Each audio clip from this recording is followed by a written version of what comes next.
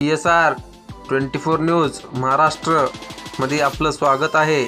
माळरानावर पत्र्याचं शेड तेही गंजलेलं, अंड्याची चाळ, एखादा फॅन, एखादी खुर्ची, अस्ताव्यस्त पसरलेलं सामान आणि काहीतरी केमिकल एक्सपेरिमेंट करणारं पात्र।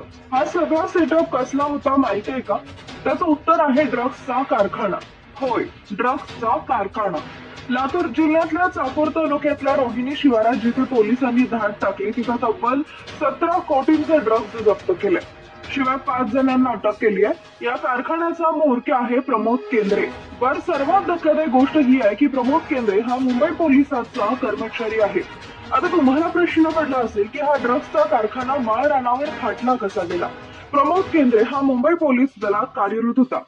त्यावेळी त्याची मुंबईतल्याच एका ड्रग्स तस्कराशी ओळख झाली। ड्रग्स तस्करनं केंद्रेला ड्रग्स तयार करण्याचं प्रशिक्षण दिलं होतं। यातून अमाप पैसा मिळेल हे केंद्रेलाही समजलं।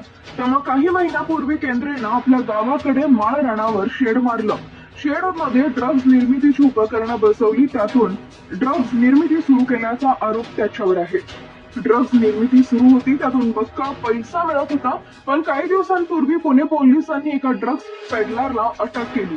त्याच ड्रग्ज पेडलरला दंडक्याचा प्रसाद दिल्यानंतर त्यानं प्रमोद केंद्रेच्या ड्रग्जचा कारखान्याचा पत्ता सांगितला।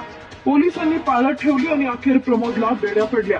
प्रमोदसह जुबेद हसन मातकर, मोहम्मद असलम खान, अहमद कलीम शेख आणि खाजा शफीक मोमीन यांनाही अटक केली आहे। दरम्यान पुढील अपडेटसाठी AM मराठी न्यूजला जरूर सबस्क्राईब करा।